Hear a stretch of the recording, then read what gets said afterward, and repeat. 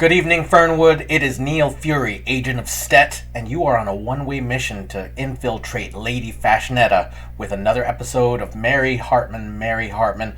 We are watching episode 273 today from April 20th, 1977. Ooh, we hit the ground floor, so let's take a walk. A jittery Loretta was hiding in the living room after Charlie went to find Tom after he went out to the GGG raid. She's startled by a sound at the door, but it turns out that it is only Charlie. And when she rails at him for leaving her alone that night, Charlie hesitates to explain that Tom has been arrested for murdering Dewey. And Loretta cannot believe that at all, but that is the story that Vernon Bales told Charlie when he showed up on the scene.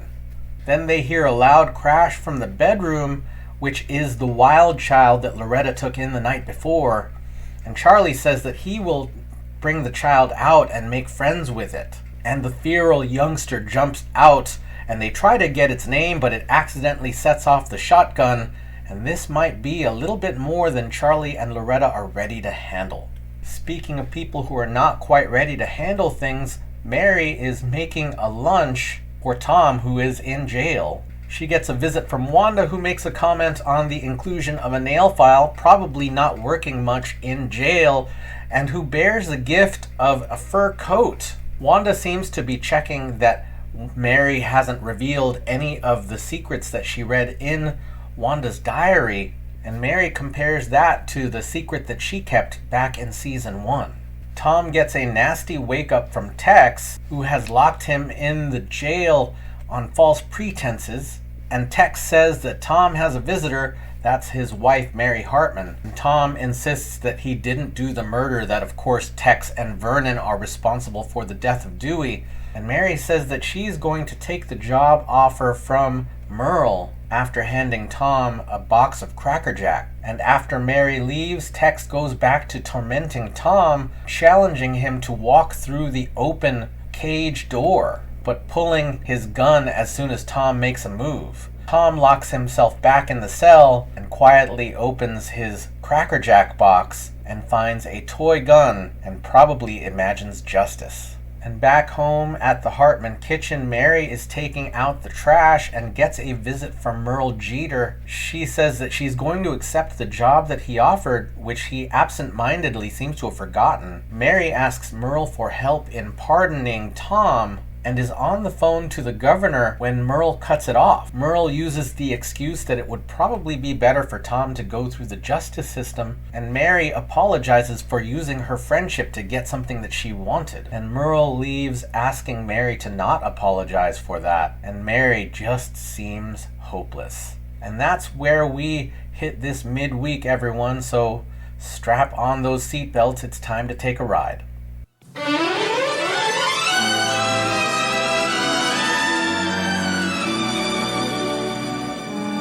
Mary Hartman! Mary Hartman! Charlie, honey, I got a heap of food here. You just about ready? Not ready, honey, but more what I am is wet. Hi. I gave this little fella here his bath. He don't seem to take too kindly to soap and water. Oh, well, honey, it's probably just because, he's in a new and a strange place. Don't he look cute, all cleaned and tidied up and everything? Hi, honey. Hi. You know something, Charlie? You don't act like you can hear me. Honey, do you think there's a possibility that just maybe he's stone cold deaf? Gee, honey, you could be right. Hold on a minute here while I try a little experiment.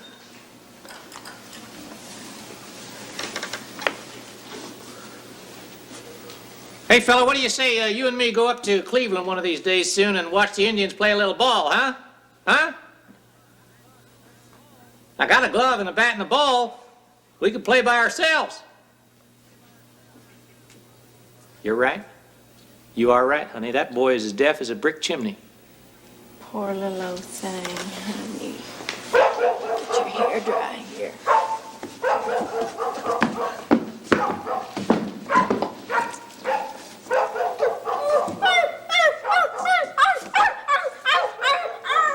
Well, cross out the deaf part. That dog must be a block away. That kid's got ears sharper than a box full of tacks. Charlie, this is very strange and mysterious, if you ask me. Now, first of all, the child is delivered just smack dab in the middle of the night out of nowhere on our doorstep, wearing nothing but a Letterman sweater, which he snitched off the clothesline, howling, growling, not saying a blessed word, and now you tell me he don't take to water. No, honey, no. I didn't say he didn't take to water. I say he don't take to washing. When I filled the tub full of water, he was lapping it up like, well, I hate to say this about a human-type person, but like he was a dog. Well, I know what it is, Charlie. It's probably because he's been lost. You know, he's thirsty and hungry. Bless his heart, he hardly hadn't had anything to eat. Come on, darling. I got some real good food for you that you're going to have and love. Bless his heart, we're going to stoke this little child up with food. Okay, hon. Now, how would you like some good old wheat chips, huh? This is good. Go on. Oh, it's good. Taste it. Isn't that good?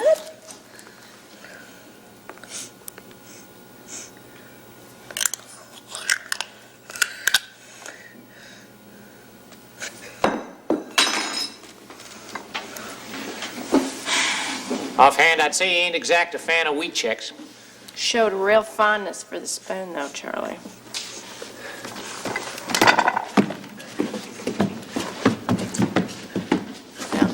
Honey, leave him alone. Leave him be, honey. I think he smelled something in the kitchen that he might like. Let's just wait and see what he comes up with, huh? Well, I hope so, Charlie. I mean, the kid's got to eat something. I mean, he's got to get his proper nourishment, hon. You know something? You are the sweetest thing. You are a real mother. You have a mother's heart. You know that. Well, thanks, Charlie. No, honey. Stay right here. I think he found something to his liking. Let's just wait.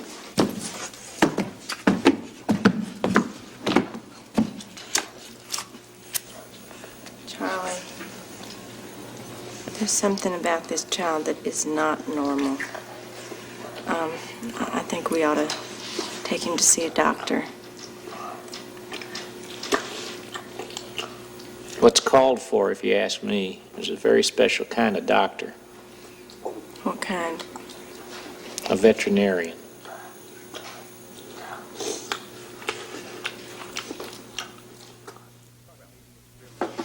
Well, we'll start the meeting as soon as Matt gets here. That candle is crooked. Oh, Vernon, come on over here. Come here. What? Now, look, I might be stupid or something, but I don't think it's right us trying to help Tom Hartman like this. Yes, Texas, you are stupid. But I will explain to you once again, as I would to a fetus. Tom Hartman is accusing you and me of setting fire to the shack where Dewey burned to death. A hell of a lot of good that's going to do him. I mean, me being chief of police and all. He is also pointing the finger at the GGG, right? Now, if we turn around and point the finger back at him, what does that buy us?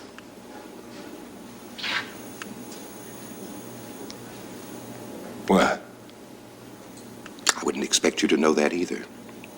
It buys us nothing. Nothing. It's just one GGG member accusing another GGG member of murder. And murder is bad for the organization's all-American image. Well, what are we going to do? I wouldn't expect you to know that either. We are going to go public, just like the Muslims. No. Right out there. Right out there where all the news coverage is. See, we'll make it look as if we're trying to help Tom Hartman, as if he simply went insane and we're coming to his assistance. That makes us look brotherly, fraternal, humanitarian. It makes us look good. We can't be blamed for one rotten apple. Get it? No. Fine. You just let me handle it. You are an idiot. Oh, boy, that's kind of spooky. I mean, how would you like living in a house with a little boy, like a human-type child, who just as soon eat Alpo as cheeseburgers? He doesn't chase cars, does he? No, I hadn't thought of that. I'd watch him on that. Hey, guys. Hey, Mac, how are you? All right, listen, I'm sorry I'm late, but this bum tire, I got to keep her in low gear. Well, don't rub it in, eh? I said I'm sorry once. Listen, how you brothers doing? It may be one thing to be brothers in the GGG, but there's nothing in the bylaws that says I have to be a brother to anybody that messes around with my wife. Oh, now, George, there ain't nothing going on between me and her. I mean, you know I don't fool around with no married women. Leastwise, them what remember they're married. Oh, well, I tried to make this a civilized conversation, but I don't care anymore. Hemorrhoids or no, I'm going to lay one on you. Come on, George, sit down.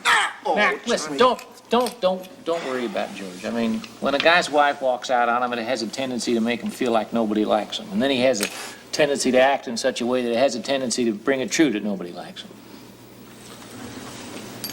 Gentlemen, this meeting of the GGG is now called to order. Now, this is a special session to determine by democratic means the best way of saving Tom Hartman. Vernon, I think we ought to face up to the fact that maybe it is some of it our fault, our responsibility. Well, how do you mean, Brother Haggers? Well, I think that maybe we should have seen it coming on Tom, and we should have done something to head it off. Yeah, I got to agree with Charlie on this, because we should have seen the writing on the wall. He was going crazy there, walking around with a chip on his shoulder, a gun on his hip. Yeah, and you remember last meeting we had, he shot a hole right there in the ceiling. I mean, and you heard what he said. He said if he ever caught that guy what bombed his wife, he'd kill him.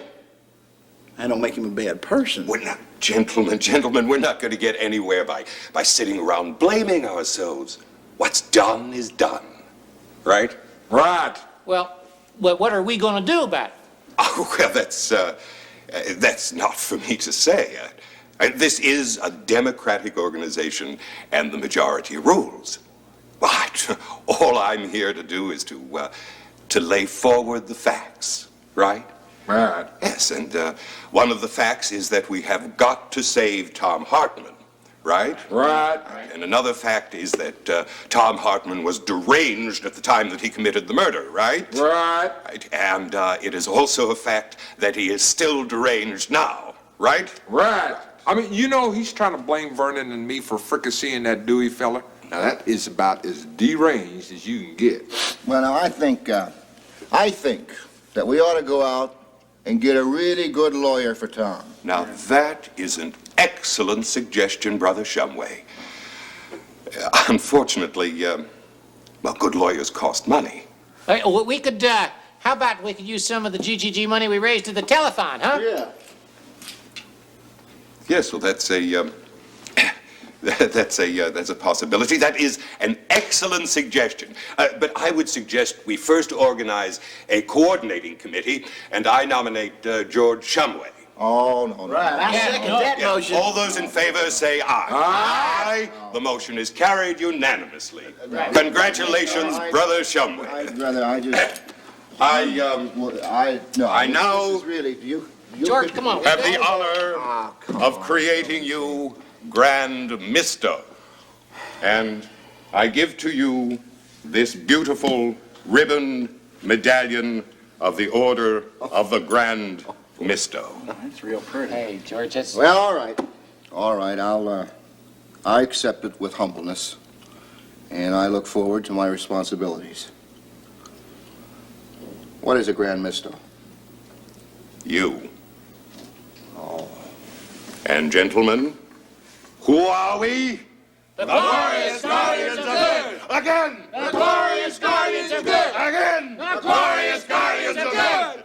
This meeting is adjourned. This meeting is... Shut up. Damn, Mac, you need help? No, I can get her here. George, you gonna come downtown with me? I'm going to go home and soak. Listen, can you drive in that condition? Who answered this? Call him. Leave that alone. Come over here. Are you sure you know what the hell you're doing? I mean, sounds like you're trying to get Tom out of jail in the morning. That's very possible. I want him out of that cracker box jail as soon as possible and in a real jail. for a long time, way up the river for a long, long, long, long, long, long time.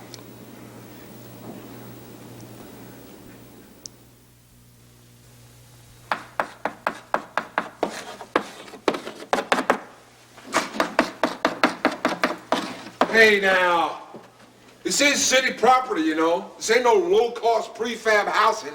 Oh, yeah? Yeah? Relax, put it on my tab, will you? Well, your credit ain't so good in town lately. Hell, why nitpick with a guy that's on his way to electric chair? Is that what the hell you came in here to say to me, huh? No, I got a sweet little old Cupid doll waiting to see you outside. What, Mary's here? Is she? Kathy.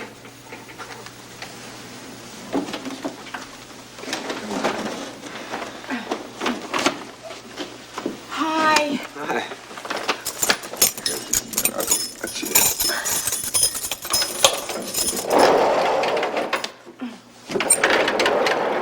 Look what all your friends and family gave you from the GGG. Everybody signed it, even Tex. See the X? What, are you serious? Hey, I'm the good guy. The GGG are the bad guys, Kathy. Well, they thought you'd appreciate it. That's a joke. Are you kidding? It's a joke. Oh, would you stop being such a stick in the mud? Tex has said that he'd frame it and he'd hang it. No, you got it wrong. He said he'd frame and hang me. Let's stop talking about downers, okay? Look what I brought you from Mary. Brought you some fresh clothes and some cartons of cigarettes. What do you mean, cigarettes? I don't smoke. Oh, I know, but that doesn't matter. Did you ever see the movie Riot in Cell Block 13? Well, Mickey Rooney used to give cigarettes instead of money to get favors from all the bad guards. Yeah, well, look, I appreciate the thought, Kathy. It's just that right now I need Mary, you know? How come she didn't bring the clothes up? Huh? Is she coming? Well, to be frank, she's not coming today. She got held up. What held her up? Your attitude. What, my attitude? Yeah, it is so negative, Tom, that it depresses her, and she has no more joy to spread. What do you mean, she's held up because my attitude is negative? Huh? Listen, it ain't no day at the beach being in jail, you know? I mean, it's hard to feel positive about the electric chair. I know, but you have to see Mary's side of it. You're so paranoid. Well, of course I see your side of it. What the hell you mean, paranoid? Well, you're always jumping to conclusions. Well, give me an example. Oh, okay. Well, for instance, Wanda gave Mary this fur coat, and she was afraid to wear it here because you think that Merle gave it to her. What? Merle gave her a fur coat? I swear to God I'll strangle that jerk. See, that's exactly what I'm talking about. You make everybody uncomfortable and edgy. Why don't you put all your frustrations and your tensions on the back burner until this murder case is over with? And then you can go back to being a drag. Think about it. Well, yeah, I guess you're right. Yeah, I got plenty of time to think. I'll call. Let's see here. No, nothing for you, Hartman. Time's up, Kathy. Okay. Take care of yourself, okay? I love you.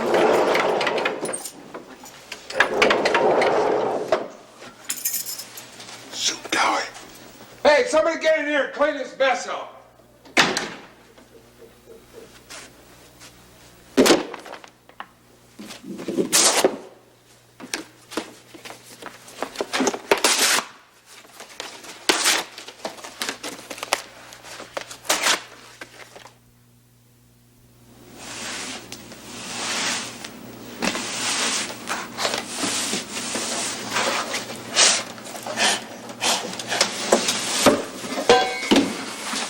Oh, Grandpa, hi. Thank you for coming. Oh, I like memorial services. They cheer me up because going to them proves that I'm not dead yet.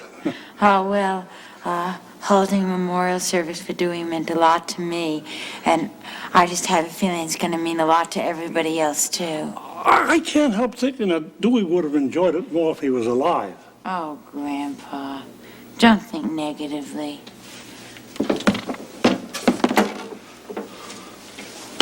Oh, Wanda. I'm so glad you came. Merle was so sorry that he couldn't make it, but he did have a meeting of the Sewage Commission, and he asked me to represent him. And she never did find a water bottle. Mary, what the hell is going on here? Oh, this is just a memorial for Dewey, that's all. Are you crazy? That's the guy that Tom supposedly murdered. I know, but you can't hold that against Dewey. And that's just a mistake anyway. That'll all come out in the trial.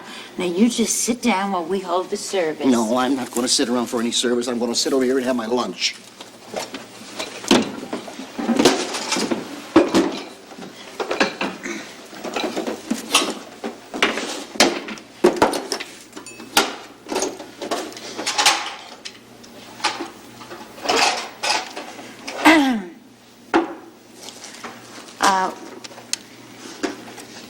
We have gathered here to honor the memory of a fine man, Dewey.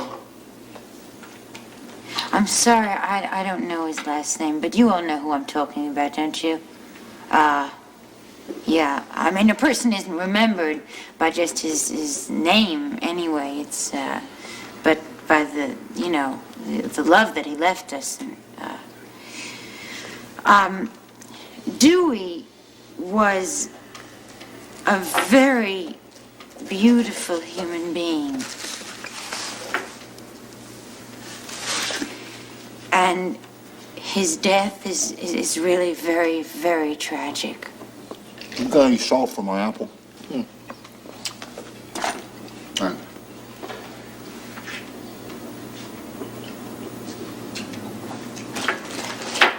Now, some people have accused Dewey of doing some terrible things. But Dewey was a nice person. And one thing that I've learned in life is that nice people don't throw bombs and don't strangle people. He was very kind, and he was very ready to lend a helping hand. He believed in live and let live, which is,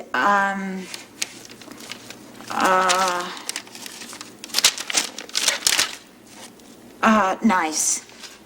Oh, you gave me pepper. I wanted salt. Oh, I'm sorry. Just a minute here. There.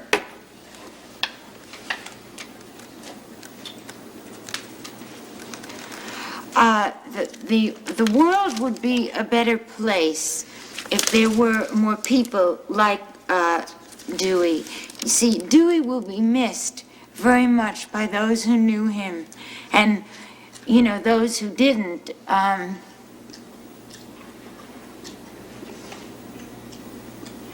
wish you knew what you missed.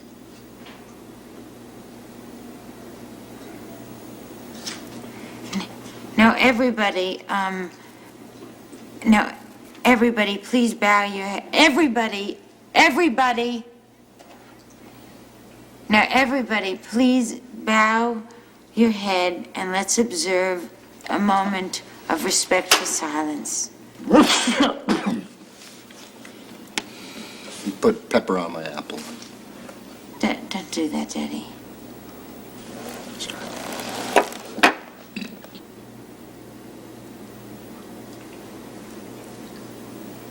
That's the end of this service for a good, gentle, nice, wise, lovely man,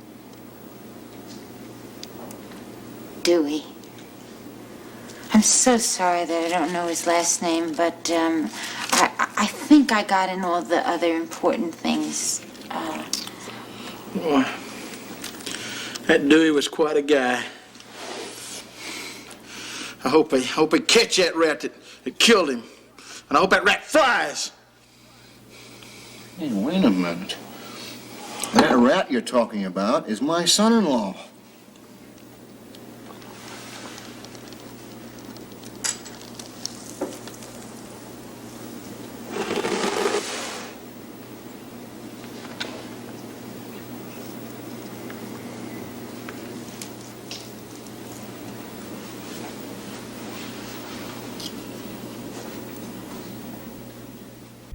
We have had a lot of memorials lately in this show. So we start with Loretta and Charlie, the Haggers. mainly talking about this feral child that they have taken in and understanding the way that this child interacts with them and the world. So Loretta has this thought that perhaps the child is deaf, and Charlie thinks that might be true until there's dogs barking at the window and the child responds to that. Loretta then tries to feed the child wheat checks. Took me a second to figure out what she was saying, but checks, the cereal. The kid won't have it. And then travels into the kitchen to take out some raw steak. Loretta and Charlie are left with thinking really that this kid is something that they won't understand just yet. Though Loretta is very loving and does want to take care of the child, they don't know what their tools are. They don't know the tools of parenting this kind of child. Kind of as a gag perhaps for us, the audience, Charlie suggests taking the kid to a veterinarian. And then we're at the break room for a GGG meeting. They're waiting for Mac to show up, who's slowed down because his ankle is injured after stepping in that bear trap. And here's where we see Vernon's idea for Tom, right? It is an idea that sort of blooms throughout the scene, or at least for us, we're sort of getting the idea that Vernon, for now, is going to play it like he's helping Tom, perhaps get out of this lockup temporarily. They have the scene with all of the members there, right? Charlie, Mac, and George, and for some reason, George is going to be assigned this task. I don't remember the title, but it seems to be a person who's looking into it, but I don't think that Vernon actually has confidence in George to find anything useful. And at the end of this scene, we really understand that this is all a ploy. Vernon's plan is to play like they're helping Tom so that Tom ends up not in a county lockup or a city, drunk tank, but in real prison for a long, long, long, long, long, long time. And then we see Tom in the cell again, and Tex, even though they're playing nice with Tom, right, temporarily, Tex, while he's in the jail, is pretty much awful to him at all points, right? Tex doesn't even kind of get the game that Vernon is playing, so he will persist in torturing and tormenting Tom. Then there's a visit from Kathy, who has come with a get well card kind of from the GGG, and Tom really just wants nothing to do with that. We can see that Tom is over with the GGG, not over in the wrestling sense, but he is done with this group. Tex doesn't hide exactly what he feels about Tom, and Tom has no secrets that he hates the GGG. He's their only real enemy, and for a little while, Mary had been the person questioning what was going on with the GGG. Just slightly, the slightest bit of why are we doing this? But now that Tom is in jail, she won't visit, and that's pretty sad. So Tom right now is really the only enemy that the GGG has until Mary comes to some kind of sense. And maybe the next scene where she starts her personal mourning for Dewey could be the turning point. But what happens in this scene is that she has invited folks over to the break room to memorialize Dewey, and George is disrespectful the whole way through. George, as far as what we've heard during the episodes, seems to believe that Dewey was responsible for the bombing and the strangling of Howie. Mary makes her point of view of Dewey very clear, that Dewey was a good man, and Mac sort of comes out of the story for a second, right, the story that he's been told, and says, well, I want to get the guy who got Dewey. And George reminds Mac that that was Tom, as far as they know, right? They've been fed lies. And so things seem really pretty hopeless at this point. It's a pretty dark time in Fernwood, if you ask me, and this is from a show that started with a mass murder. So, everyone, thank you for watching with me. Thank you for leaving your thoughts, feelings, and impressions in the comments, and thank you for taking this mission to infiltrate Lady Fashionetta. We will see you tomorrow night in Fernwood.